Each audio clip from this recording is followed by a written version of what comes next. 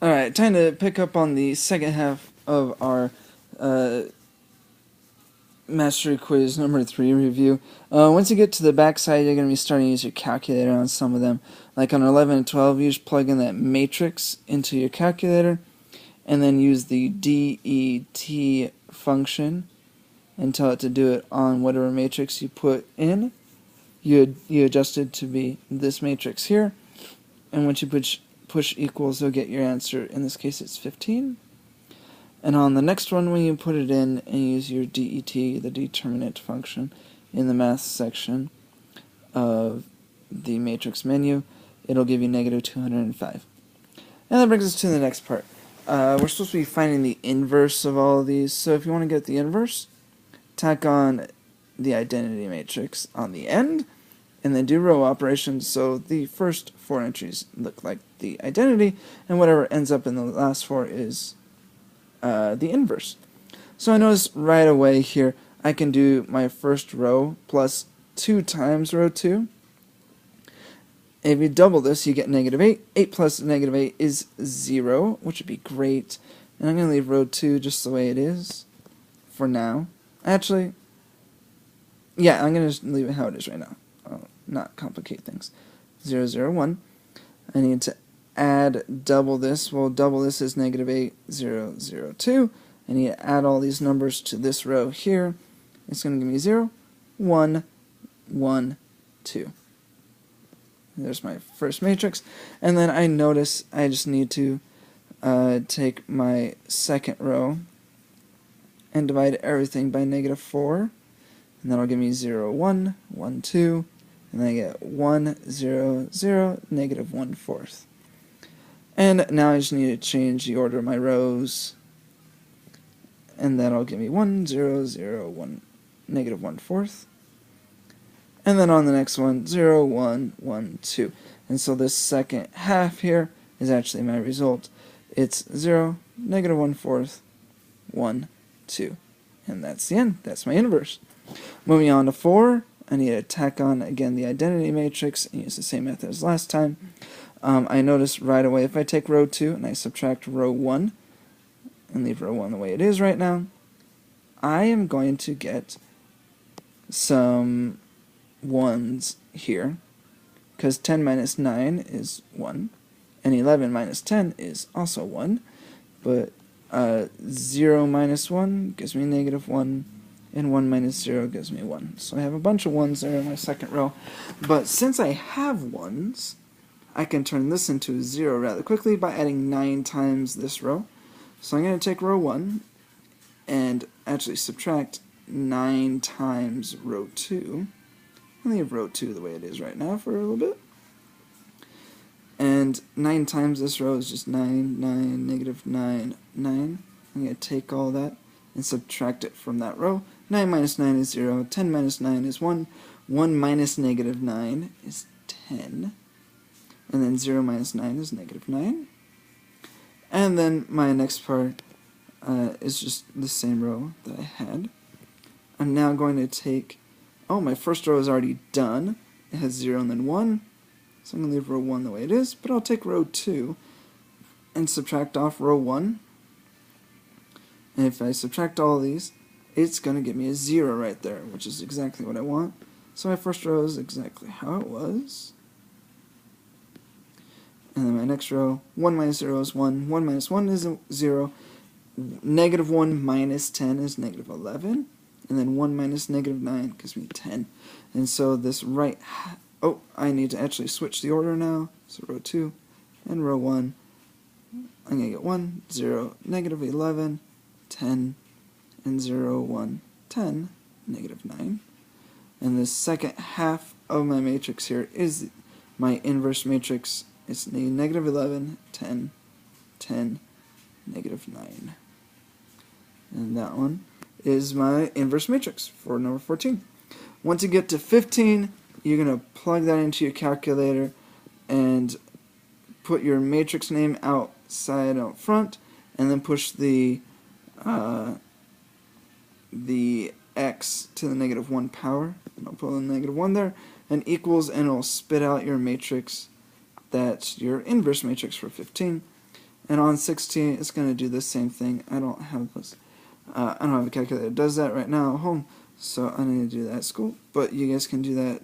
Make sure you put out the matrix name, and then do to the -1 power. It'll give you your inverse matrix. And that brings us down to the bottom. We can convert this into a matrix to help us solve.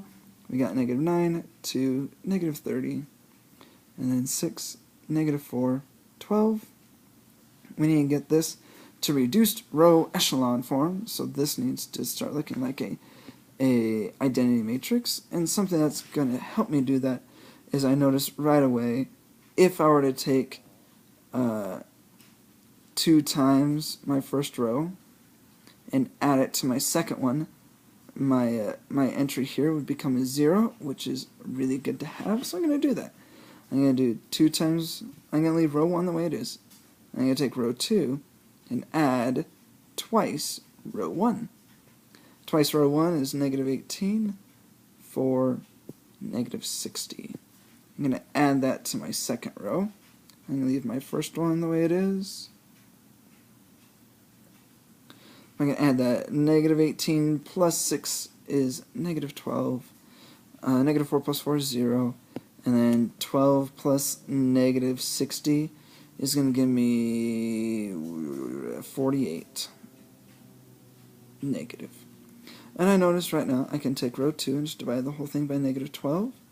And take row 1, just let it be itself, -9 to -30. But my row 2 is actually going to be 1, 0, 4. And that one's done, so I don't want to add anything else to row 2. But what I can do is take row 1 and add 9 times row 2. And 9 times row 2 gives me 9, 0, 36. And that'll get me a 0 right there. So that's what I'm trying to get. That's the purpose of that. I'm going to leave row 2 the way it is. And that'll give me 0. And then 2 plus 0 is just 2. And then I have -30 plus 36. That's going to give me just 6. And my second row is just 0. 1, 0, 4. I'm going to take row 1, just divide it all by 2. And that'll give me 0, 1, 3, 1, 0, 4. And this last column gives me my x and y value. But be careful, this is not in like reduced row echelon form. I have to switch the order. And so this row is the x number, and that one's the y number. So x is 4, and y is 3. And that's the end result for that one. And we'll move on to 18. Again, turn this into a matrix by getting rid of the variables and the equals and any pluses. But keep the signs that you have on all these numbers. To turn this into an augmented matrix. Now at this point, something I notice right away is if I do 3 times that, I'd get this. And so I'm going to take, and something else I noticed, I could take row 1 and divide everything by 2, and I make a little bit, half as big. And that'll give me -1. I'm going to divide everything by -2 because I don't like these negatives. So I'm going to get 1 to -7 for my first row there. And on my second row, I want to do row 2 minus 3 times row 1. And 3 times row 1 is -6, -12, and 14 times 3 is 14 times 3, 42. So this one's 42. And we need to subtract all those from this row. That's going to give me a 0. -9 minus 12 is the same. -9 minus -12 is the same thing as -9 plus 12, so that's 3. And then I got 21 minus 42. That's going to give me -21. I'm going to take row 2 and divide it all by 3. I'm going to leave row 1 the way it is for a second. 1, 2, -7, 0, 1, -7. And if I take row 1 and I subtract 2 times row 2, That's going to give me a 0 right there, which is the goal. I'll leave row 2 the way it is. 2 times row 2 is 0 to negative 14. And so I need to subtract those. 2 minus the 2. So you can give me a 0 there.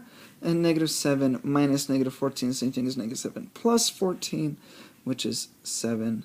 And my last row, 0, 1, negative 7. And so I am already in reduced row echelon form. That's x. That is y. So x is 7. Y is negative 7. I have that. Hooray! That one's done. And on these last ones, make sure you put it right into your calculator. This would be negative 5, negative 12, negative 2, negative 3, 20, negative 2, 6, 2, 16, negative 3, negative 4, negative 3, 8. And then you want to do R, R, E, F. That's in the math category in the matrix menu, and when you do that, you'll get your answer. And on the next one, remember that if there's no number there, the number is 1. So you get 1, 4, 3, 23, 2, negative 6, negative 4, negative 28, and then 4, 4, negative 6, negative 28. And you can play that in, make sure you do R, R, E, F, and that'll give you your answer for that part of the assignment, and that will be the end.